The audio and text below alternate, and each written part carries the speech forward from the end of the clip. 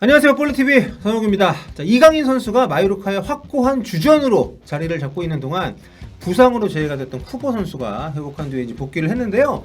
아틀레티코전에서 극장골, 정말 쿠보의 복귀를 알리는 굉장히 멋진 신호탄이었는데, 그럼에도 불구하고 마요르카의 가르시아 감독 이강인 주전, 쿠보 조커 이 체제를 바꾸질 않고 있습니다.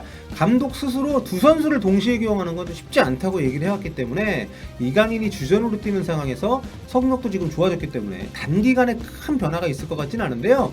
최근 경기를 살펴보면 쿠보 선수 존재가 좀 필요한 것 같긴 한데 공격적으로도 안 풀리기 때문에 아무튼 이강인 선수의 팀 내 입지 그리고 쿠보와의 공존 가능성 두루두루 한번 살펴보겠습니다. 최근 경기를 통해서 풋볼리스트의 이강인 통!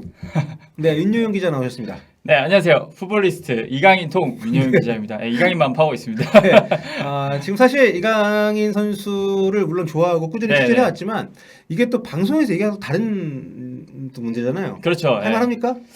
방송에 적응하기가 좀 어려운데 최대한 이강인 경기를 좀 재밌게 좀 들려드리도록 노력하겠습니다. 가르시아 감독이 이제 이강인 쿠보 동시 기용이 좀 어렵다는 얘기를 한 뒤로 네네.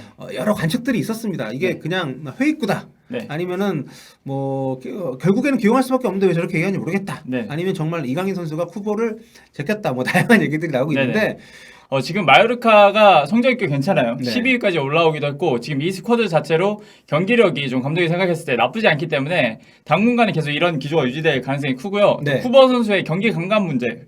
지난번에 골을 넣긴 했지만 아직까지는 경기 감각이 좀 올라오지 않았기 때문에 이번 시즌 한 중반까지는 계속 이렇게 유지가 될 것으로 좀 생각을 합니다. 네, 그때 쿠보 골 넣을 때도 골 넣고 나서 네. 귀엽게 막 그렇죠. 이강인 선수한테 네. 어우 나 뒤에서 누가 덮치는 줄 알았어 막 그런 얘기하는 장면도 인상적이었는데 아무튼 쿠보 선수가 지금 마요르카에서 굉장히 필요한 자원이기 때문에 그렇죠. 네. 네, 아마 장기적으로 봤을 때는 이 두 선수를 공존시키는 것에 대해서 감독도 물론 쿠보는 임대용 선수이긴 합니다만 좀 고민거리가 될 것 같은데요. 이날 이강인 선수가 좀 최근 보면 이제 약간 포지션을 왔다 갔다 하고 있는데 네네. 이날은 어떻게 나왔죠? 이날도 비슷하게 4-2-3-1 포메이션에 오른쪽 윙포드 역할을 맡았습니다. 뭐 요 자리는 물론 쿠버 선수도 뛸 수 있지만 수비 시에 4-4-2를 형성하면서 이강인을 계속 측면 수비로 좀 보내고 있기 때문에 네. 요번에도 이렇게 출전했고요. 다니 로드리게스 선수가 중앙 공격형 미드필더지만 좀 더 위쪽으로 올라가서 네. 그런 역할을 맡았습니다. 그러니까 휘도처럼 네, 섀도우 스트라이커. 이강인 선수는 선발 오른쪽 윙어로 나와서 90분 뛰고 교체가 됐고요. 부상 복귀한 지 얼마 안 된 쿠버는 아틀레티코전 극장골에도 불구하고 이번에도 벤치에서 좀 출발을 했습니다. 쿠버는 후반 23분쯤에 안토니오 산체스 선수 대신 투입해서 21분가량 소화를 했고요. 팀은 결국 골을 못 넣고 0-0으로 비겼습니다. 네, 뭐 쿠보의 투입이 좀 분위기 반전의 어떤 도화선이 되길 바랬던 네. 가르시아 감독인데 이제 그러지 못했었고 쿠보가 들어온 뒤에 약간 포지션 변화 같은 것도 좀 있었죠. 이강인 선수가 중앙으로 이동을 네, 맞습니다. 했고요. 네, 마요르카가 전반전에는 좀 공격도 좀 제대로 할 수 없는 상황이었거든요. 그래서 후반전에 쿠보 선수를 넣으면서 좀 반전을 꾀했지만 뭐 쿠보 선수 들어오기 전 후반전 그때가 더 공격력이 좋았던 것 같고 네. 또 이날 경기력에 가장 영향을 많이 미친 게 선수가 아니라 바람이었거든요. 그렇습니다. 네, 경기 보신 분들은 알겠지만 바람 때문에 진짜 선수들이 공을 제대로 못 잡을 정도였어요. 진짜 경기 못 보신 분들 하이라이트 꼭 보십시오. 이게 진짜 진기명기입니다. 요 바람 하이라이트만 지금 따로 나와 있더라고요. 네, 진짜 무슨 서커스 하는 것도 아니고 바람이 너무 세가지고 공을 조금만 띄우면 공이 앞으로 안 가요. 그러니까 결계에 갇힌 느낌. 그렇죠. 네. 뭔가 눈에 보이지 않는 벽이 있어가지고. 네, 벽이 있어요, 진짜. 네, 골키퍼들이 아무리 세게 차도 하프라인을 못 넘어가고 네. 그런 굉장히 좀 웃기는 장면들이 있어서 이게 결국 경기력에 영향을 좀 많이 미쳐가지고 어떻게 보면 두 팀 선수 고생을 좀 많이 했는데 그렇죠. 네. 사실 쿠보 선수 들어가고 나서 마요르카 자체가 좀 공격을 못했어요. 네. 거의 이제 좀 계속 어수선한 상황에서 중앙에서 좀 치열하게 중원 싸움을 벌이다가 경기가 끝났는데요. 네. 네, 이강인 선수 빠지고 나서는 오히려 또 중앙에서 밀리면서 후반 막판에 좀 위기를 맞이하기도 했습니다. 자, 아무튼 이강인 선수 같은 경우도 이날 뭐 탈압박 한 차례 하고 나서 좀 조용한 후반전을 좀 보냈는데 네. 이날 좀 인상적이었던 것은 이제 세트피스 상황에서 물론 역시 바람 때문에 힘든 장면들이 있었지만 네네. 거의 매번 키커로 나서더라고요 이제는. 네, 이강인 선수는 이제 그냥 마요르카의 전담 키커라고 봐도 될 것 같고요. 네. 네, 코너킥도 뭐 대부분 양쪽에서 차지만 이날은 좀 오른쪽 코너킥을 많이 처리했습니다. 네. 좀 인상적이었던 건 전반 추가 시간에 이제 파울을 유도했던 장면. 네, 그 장면 이강인 선수가 탈압박 이후에 원투 패스를 주고받으면서 네. 측면을 완전히 뚫었거든요. 사실 계속 갔으면 좀 공격 찬스까지 나올 상황이었는데 셀타비고 풀백이 좀 뒤늦게 파울을 했습니다. 네. 그 이후에 이어진 프리킥도 이강인이 처리를 했고요. 네. 근데 이강인 선수가 바람이 많이 부니까 일부러 좀 왼쪽으로 찼어요. 네. 네. 그래도 이게 바람이 많이 불어서 휘어서 들어가더라고요. 그렇죠. 좀 이런 계산이 필요했던 경기였습니다. 그 양궁할 때 이제 바람의 세기를 네, 선수들이 네, 그렇죠. 의식을 하면서 쏜다고 하는데 네.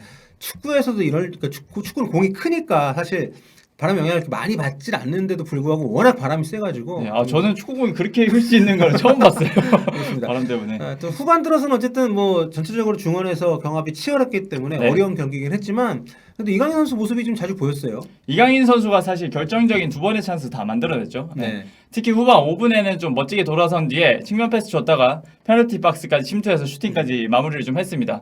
저는 여기서 돌아서는 장면도 굉장히 좋았지만 이건 뭐 이강인 선수가 사실 워낙 잘하는 네, 그렇죠. 그런 전매 특허. 플레이잖아요. 네. 더 좋았던 거는 그 뒤에 오프더볼 움직임이었어요. 딱 이 장면만 봤을 때는 진짜 움직임 좀 정석적인 그런 공격수의 움직임이었습니다. 그래서 감독들이 왜 이강인을 섀도우 스트라이커로 좀 기용을 하나 요 장면에서 좀 다시 좀 알게 됐던 것 같아요. 네, 이강인 선수의 공격적인 가치를 굉장히 잘 드러낸 그런 순간이 아닌가 네. 싶은데 아무튼 뭐 오프더볼에 대한 아쉬움이 있다는 얘기들이 있는데 네네. 본인이 많이 극복을 하지 않았나. 그렇죠. 이날 또 셀타비고 수비형 미드필더 타피아가 좋은 플레이를 펼쳤거든요.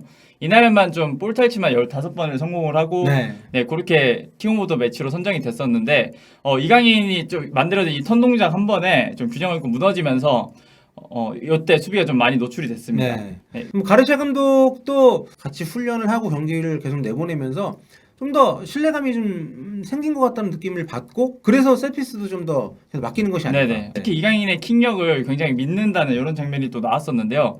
후반 8분쯤에 다니 로드리게스 선수가 코너킥을 차려고 가 있었는데 네. 갑자기 벤치에서 사인이 들어왔어요. 이강인 선수가 막 이런 네. 제스처를 취했는데 그 뒤에 이강인 선수가 다시 가서 코너킥을 처리를 합니다. 네. 아마도 벤치에서 이강인이 차라 이렇게 지시가 들어왔고 또 이강인 선수도 이 킥을 좀 정확하게 처리를 하면서 마페오의 슈팅까지 나왔거든요. 네. 이 장면도 이날 경기에서 마요르카가 만들어낸 가장 위협적인 장면 중 하나였어요. 네. 그래서 이강인이 마요르카의 모든 공격을 만들어냈다. 이렇게 봐도 될 것 같습니다. 네. 마페오가 좀만 잘 마무리했으면은 골로 갈 수 있는. 이게 슈팅이 정강이에 맞았어요. 네. 발에만 좀 제대로 맞아도 이게 빨려 들어갈 수 있었는데 개인적으로 아쉬운 장면이었습니다. 네, 그만큼 참 이강인 선수의 공격 과정에서 영향력은 계속 증가가 되고 있다. 참고로 올 시즌에 마요르카가 17골 가운데 6골을 세트피스에서 넣었습니다. 3분의 1 이상을 넣은 팀인데 그만큼 세트피스를 활용을 잘 해야 되는데 이강인 네. 선수의 킥을 적극적으로 활용할 수밖에 없겠죠. 네. 또 가르시아 감독이 의존을 하고 있는 이유를 보여줬다. 네. 자, 그래서 이제 이강인 선수에 대해서는 평가가 좀 좋았는데요. 스페인 최대 스포츠 신문이라고 할 수 있는 이 마르카에서 네. 경기 후에 이렇게 양팀 선수들 별점 평점 매겼는데 이게 숫자가 아니라 별 3개면 굉장히 잘한 거고 네, 네, 그렇죠. 2개도 잘한 거고 이게 좀 스페인 방식이긴 한데 네. 이렇게 별 0개부터 3개까지 나옵니다. 네. 네. 여기서 이강인 선수는 마요르카 필드 플레이어들 가운데 유일하게 별 2개를 받았습니다. 네. 선방쇼를 펼쳤던 레이나 골키퍼가 3개 받은 거 말고는 양팀 통틀어서 별 2개 받은 선수가 이제 3명밖에 안 되기 때문에 그렇죠. 네. 그만큼 뭐 이 팀에서는 가장 돋보였다. 네. 자, 그럼 이 시점에서 이제 생각해 볼게 결국 이강인 쿠보 둘 다 잘해야지 이제 이 팀은 승산이 있는 게 아닌가 그렇죠. 네. 뭐 이런 생각이 좀 들거든요. 공격수들도 물론 나름 좋은 선수들이지만 네네. 좀 퀄리티가 그러니까 매 경기 골을 기대할 만한 선수들은 네. 아닌 것 같아가지고 이 선수들을 좀 공존시키는 방법을 찾는 게 좀 네. 가장 급선무고 이강인 쿠버 선수도 2019-20 시즌에 마요르카 임대에서 5골 5도움 기록했었거든요. 네. 좀 요런 플레이를 펼칠 수 있는 선수인데 이강인 선수와 좀 호흡만 잘 맞으면 우리 아시아 커넥션 이 선수들이 좀 마요르카의 공격을 이끌 것 같습니다. 앞으로도. 네. 이날 가르시아 감독은 이제 후반 23분에 쿠보를 투입하면서 2선 공격라인 위치를 바꿨습니다. 네. 승리를 꼭 잡겠다는 시도였는데 쿠보가 들어오면서 이강인이 오른쪽에서 중앙으로 이동을 했고요. 쿠보가 그 자리로 이제 들어갔는데 이때부터 바람도 좀 잦아들긴 했습니다만은 중원 다툼이 워낙 치열해서 그런지 네. 공격적인 장면이 거의 좀 안 나왔어요. 네, 그렇죠. 이 시합에서 양팀 수비형 미드필더들이 도합 30개에 가까운 네. 골 탈취를 좀 만들어냈는데요. 그만큼 좀 중원에서 뺏고 빼앗기는 그런 싸움이 네. 벌어졌습니다. 네. 굉장히 아주 경합. 두 팀 모두 승리를 좀 거둬야 되는 상대라고 네네. 생각을 했기 때문인지 치열했는데 막판에 가르시아 감독이 이제 초강수를 두면서 이강인을 뺍니다. 그러면 장신 공격수 페르니뇨를 투입을 했어요. 네네. 후반 44분쯤이었는데요. 이강인이 빠지고 페르니뇨를 투입하면서 좀 공중볼로 한 방 노려보겠다. 네. 좀 이런 심산이었는데 오히려 이강인 선수가 빠지면서 전방에서 볼 소유가 안 되다 보니까 네. 셀타비고에 좀 역공을 맞는 그런 상황이 나왔습니다. 또 측면에서 쿠보 선수가 좀 기대한 만큼의 수비력은 못 보여줬어요. 그렇죠. 네, 이날 그래서 이강인 선수도 공격도 공격이지만 수비 기억도가 좀 꽤 높았거든요. 셀타비 교전 좀 주요 스탯 살펴보면 드리블 성공 2회, 네. 태클 1회, 그리고 리커버리 6회나 성공했습니다. 네. 네, 리커버리 6회는 후반전에 나간 산체스 선수가 7회를 기록했거든요. 네. 이강인 선수도 좀 뒤지지 않는 그런 수비력을 보여줬다고 볼 수 있겠습니다. 승점 지금 마요르카가 12위, 그러니까 승점 20점입니다. 그러니까 중상위권 올라가는 것도 뭐 가능한 위치이긴 하거든요. 그렇죠. 근데 요즘 성적만 보면 좀 나아지는 중인 것 같은데 앞으로 전망은 좀 어떻게 하고 계십니까?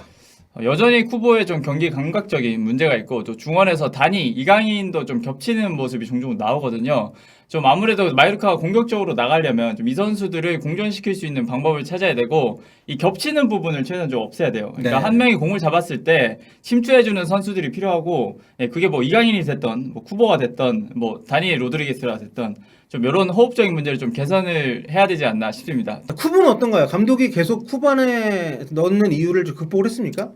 네, 이날도 좀 막판에 네. 좀 아쉬운 수비 장면들이 좀 많이 나왔거든요. 쿠버 선수 커버가 늦다 보니까 계속 뒷공간을 노출을 했고 또 뭐 태클이나 이런 것도 아무것도 성공하지 못하면서 네. 슈팅을 좀 계속 내줬어요. 추가 시간에 약간 실점위기 장면이 네, 그렇죠. 뭐 꼭 쿠보 때문만이라고는 할 수 없지만 네. 쿠보가 1차적으로 좀 저지를 못해줬기 때문에 네, 아니, 딱 그 장면에 하필 쿠버 선수가 뒤따라가는 네. 그런 상황이 많았어요. 그래서 좀 쿠버 선수도 수비적인 면에서 좀 더 호흡을 잘 맞춰야 되지 않을까. 반면에 이제 이강인 선수는 수비 능력이 좀 나아지고 있는 것 같더라고요. 네, 아까 앞서 소개해드렸듯이 리커버리만 6번을 성공을 했습니다. 또 오프더볼 움직임도 좀 좋아지고 있어서 뭐 쿠버든 누구든 좀 주위에서 좀 잘 도와주면 마요르카가 지금 중위권까지 충분히 노려볼 수 있다고 볼 수 있겠습니다. 네, 뭐 우리 팬들 입장에는 사실 이강인만 잘하면 되고 마요르카 상관없다고 생각하실 수도 있지만 결국 선수에 대한 평가는 그 팀의 성적 나아지는 부분과도 연관이 될 수밖에 없기 때문에 같이 좀 가야 되는 거고 아무튼 좀 잘 조합이 이루어져서 쿠보하고도 둘이 또 워낙 친하기도 하니까 네네. 잘 좀 마요르카의 성적을 끌어올리는데 도움이 좀 많이 됐으면 좋겠습니다. 네, 다음에도 또 다음에는 좀 더 좀 해외 소식 네. 관련해서 좀 더 재밌게 좀 설명해드리도록 하겠습니다. 오늘 네. 좀 쉽지 않았네요. 자, 그럼 다음 시간에 또 뵙겠습니다, 여러분. 안녕히 계세요. 네, 골바. 빠.